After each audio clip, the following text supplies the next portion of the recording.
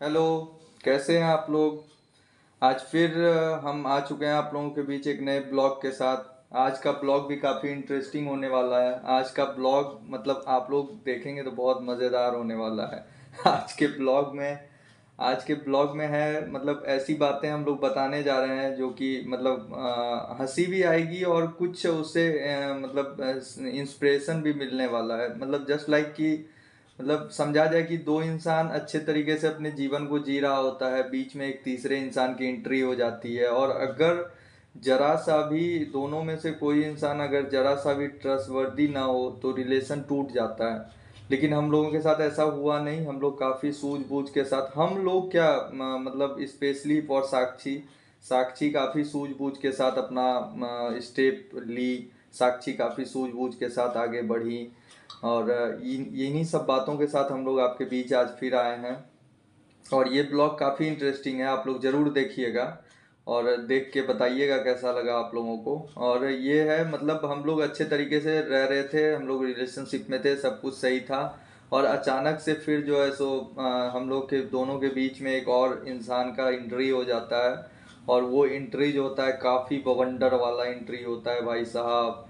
मतलब एकदम मुझे याद है कि मतलब ऐसा लग रहा था कि जैसे क्या हो गया है, ऐसा करके बहुत बड़ा बवंडर हो गया था। तो हमको लगता है ये सारी चीज़ें, ये कहानियाँ साक्षी अच्छे तरीके से एक्सप्लेन करेगी, आई थिंक सो। तो देखते हैं, साक्षी से बात करते हैं और साक्षी बताती है कैसा लगता है, फिर हम बताते हैं आप लोगों को।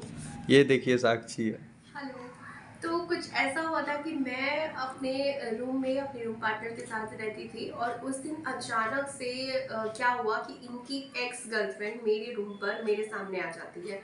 ऐसा हुआ था कि उसने हम लोगों को दोनों को साथ में कहीं पर देख लिया था और उसके बाद जो मेरे साथ ही कोई होगा या हमारा कोई जानने वाला होगा जिसे पता था कि मैं कहाँ रहती थी, इनका मेरे साथ रिलेशनशिप है, उसके बाद ही वो मुझसे मिलने के लिए मेरे रूम पे आ जाती है। और सिचुएशन कुछ ऐसा था कि तभी मैं इनके साथ फ़ोन पर बात कर रही होती हूँ और वो आती है, बोलती है साक्षी कौन है? मुझे साक्षी से बात करना है। फिर उसके बाद मुझे लगा कि ये कौन है? फिर वो कहती है कि मैं प्रशांत की गर्लफ्रेंड हूँ। उसने मुझसे लिटरली ऐसा कहा और वो अपने एक रिलेटिव के साथ और एक फ्रेंड के साथ आई थी।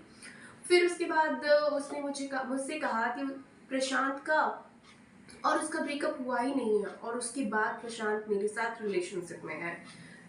फिर उसने कुछ फोटोज भी दिखाए अपने और मुझे इतना पता था कि इनका उस लड़की के साथ रिलेशनशिप है।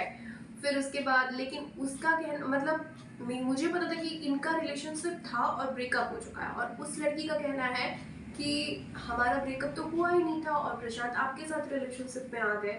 फिर उसके बाद सीधा उसके बाद प्रशांत को पहले कॉल किया और मैंने उनसे कहा कि आपकी एक्स गर्लफ्रेंड मेरे साथ आई है।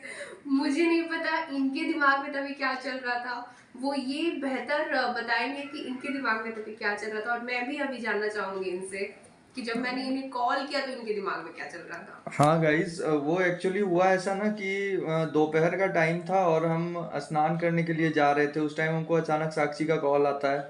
साक्षी पूछती है, हेलो क्या कर रहे हैं आप? तो हम बताए ऐसे ऐसे स्नान करने जा रहे हैं। तो एक्चुअली हम लोग को कहीं निकलना था, हम दोनों को, तो हम लोग रेडी होने के लिए गए थे।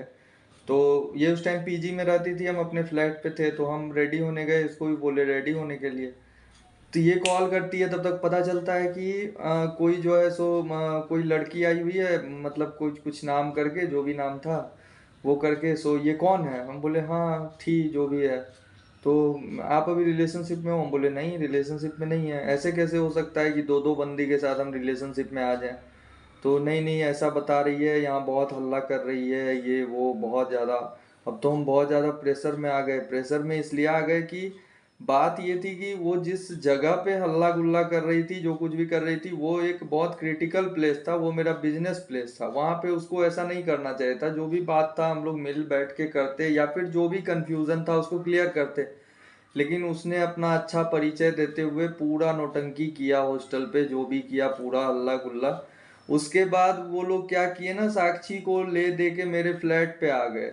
सब कोई, वो लोग जो थे, हम अपने फ्लैट पे ही थे। फ्लैट पे आने के बाद वहाँ पे बैठ के हम लोग बातचीत किए, जो भी हुआ वहाँ पे भी कचड़ा हुआ, सब कुछ हुआ।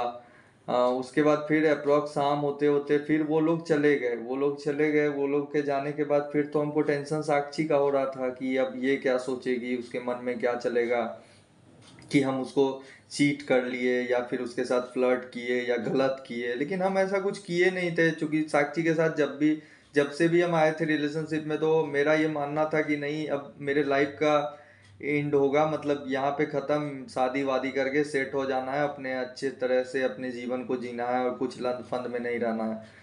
तो फिर ऐसा हुआ, फिर साक्षी को हम कॉल कर रहे हैं, साक्षी कॉल ही नहीं उठा रही है। साक्षी को 10 20 50 कॉल मैंने किए, लेकिन साक्षी ने कॉल का जवाब ही नहीं दिया। और अंततः फिर हमको किसी तरह से, मतलब बाय प्रोसेस किसी के थ्रू करके साक्षी से बात किया। एक बार साक्षी से मिलने को बोला, मैं बोला तुम एक बार मिल लो मेरे से, उसके बाद तुमको नहीं रहना होगा मेरे साथ तो मत रहना, फिर जैसा तुमको इच्छा करे करना, लेकिन एक बार तुम मेरे से बस मिलो। उसके बाद साक्षी मतलब एग्री की कि हाँ चलिए मिलते हैं। तो फिर हम लोग एक जगह, एक प्लेस का डिसाइड किए कि फलाने जगह पे तुम आ जाओ। एक रेस्टोरेंट था यहाँ पे पटना में है, उस रेस्टोरेंट में क्या नाम था उस रेस्टोरेंट का? निर्वाणा। निर्वाणा, हाँ निर्वाणा। तो साक्षी बोली ठीक है हम निर्वाणा आ रहे हैं, आप भी आ जाओ वहाँ पे। तो साक्षी आ गई, फिर मैं वहाँ निर्वाणा गया। उसके बाद फिर साक्षी बताएंगे फिर क्या हुआ निर्वाणे में। हाँ, तो हम लोग बात कर रहे थे उस टाइम पे और हम लोग कहीं जाने वाले थे। हम फिर उसके बाद मैंने कॉल रखा, वो तब तक आ गई।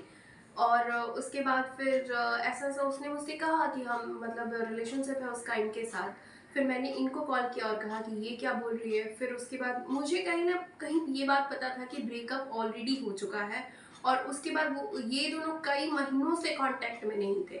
और उसके बाद वो आ करके कह रही है कि अब उनको प्रशांत के साथ फिर से दोबारा रिलेशनशिप में आना है। फिर उसके बाद हम लोगों ने डिसाइड किया, पहले तो मैंने उसे बैठाया, मैंने बोला आराम से आप पहले काम डाउन हो जाओ, पानी पियो। उसको मैंने बिठाया और उसके बाद फिर वहाँ पे वो भी रिलैक्स हुई, मैं उसके साथ ही फिर मतलब वो मेरे रूम पे थी, फिर मैं रेडी हुई और हमने कहा कि इनको भी मैंने कॉल किया। फिर इन्होंने कहा कि अरे ठीक है तुम लोग वहाँ क्यों हो अभी, आके साथ में मिलके किसी अच्छे से डिस्कशन हम लोग करते हैं। फिर इनके फ्लैट पे हम लोग गए थे उस दिन, इन्होंने खुद ही कहा यहाँ पर आओ, यहाँ पे डिस्कशन करो। वो लड़की बहुत ही ज़्यादा उस टाइम पे एग्रेसिव थी, वो हल्ला कर रही थी और उसके बाद मैं बिल्कुल शांत मैं देख रही हूँ अरे क्या चल रहा है ये।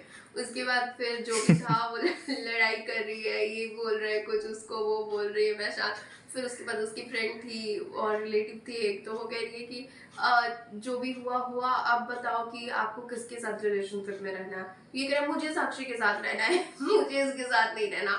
और फिर वो लड़की का मतलब इनका ब्रेकअप हो चुका था और वो झूठ आके बोल रही थी कि ये लोग अभी तक रिलेशनशिप में, जबकि मुझे पता था कि ये लोग रिलेशनशिप में नहीं है, क्योंकि मैं इनके साथ ज़्यादा टाइम स्पेंड कर रही हूँ, मैं मुझे सब कुछ इनके बारे में पता है, ट्रस्ट भी है कि ऐसा कुछ भी नहीं है, ऑलरेडी ब्रेकअप हो चुका है। और उसके बाद वो कह रही है कि ब्रेकअप हुआ ही नहीं है, लेकिन मैं श्योर थी। उसके बाद फिर वो चली गई और फिर मैं गुस्सा गई, थोड़ा तो था ना कि ये मनाएंगे, मनाना है इनको।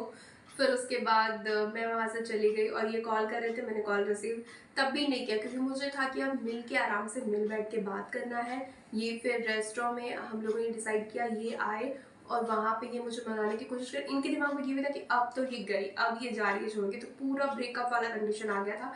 लेकिन मुझे ट्रस्ट था और था कि साथ में रहना है और ब्रेकअप मुझे नहीं करना था ना इनको करना है, क्योंकि हम लोग एक दूसरे के बिना नहीं रह सकते थे। तो हमने डिसाइड किया कि हमें ब्रेकअप नहीं करना है किसी तीसरे की वजह से, क्योंकि हमारा ट्रस्ट, हमारा रिलेशनशिप ज़्यादा इंपॉर्टेंट है।